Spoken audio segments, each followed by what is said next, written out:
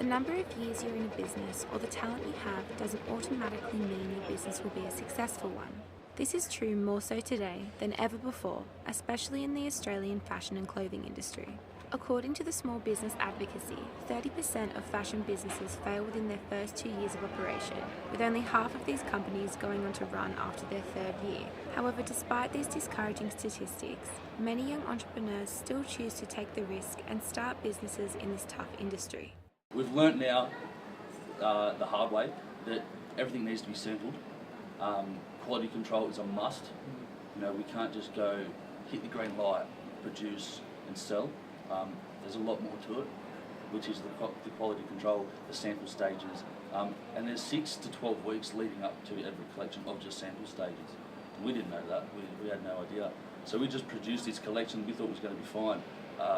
We come through and some of the t-shirts we couldn't get our head through the neck hole, they were too tight, the sleeves were long, the screen print was horrible. Things misspelled, spelling errors. So we kind of fell to our knees again, and I just thought to myself, too much money, too much time has been spent on this to let it go. So we just kept persevering. And then, like I said, daily development, just new ideas every day. And not being afraid of trying those ideas either. Not being afraid of putting something on a t-shirt and worrying if people are going to like it or not. I guess the confidence behind the brand is what allows us to sell anything we put on our shelves. If you're waking up every morning finding excuses and finding reasons why not to chase your dreams, you shouldn't be an entrepreneur. So I still wake up scared every morning chasing my dreams, because you could fall flat in your face that day. The risk more so was, like anything, when you're starting it, putting money into something, the risk is inevitably you may not get the money back. So that's always, the monetary value of putting into it, and there's not 100% guaranteed. That's always a risk, but I think if you're sitting there concerned too much about the risks, then you're never going to succeed anyway. After young entrepreneurs make the decision to pursue their chosen business idea, there's countless factors to consider to decrease the chance of failure. All entrepreneurs need to have a good idea, but they also need to have good business acumen and good business sense. People often with the best ideas aren't trained in finance. They're not trained often in process like risk management. So you really need to have the best of both worlds, or at least have good advice.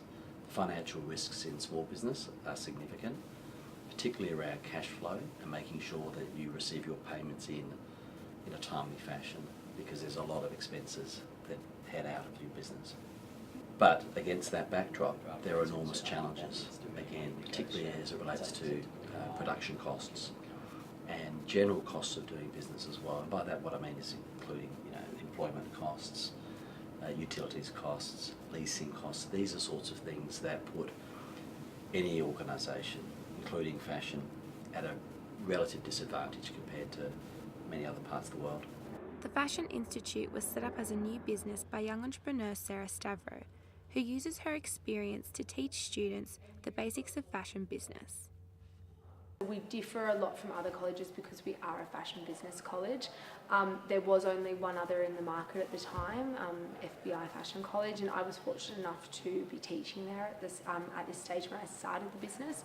And so I could sort of see what I wanted our college to be and how I wanted it to differ from them and how we could be better. Considering I was 24 when I started the college, I was sitting there on the first day and I just thought no one's going to call and I'm going to lose my apartment, it's not going to be successful, and then suddenly the phone started ringing, and it was just one of those things where I knew that it was going to work, and it was just sort of getting other people to believe in it. And I remember, doing the initial interviews, and we didn't even have a college really, like no one had come, and people were like, is this even going to work? Like, people are even coming to this college? And it was just, I was so passionate about it that I was, I think that passion came through, and I just made it work really, because there was no other option.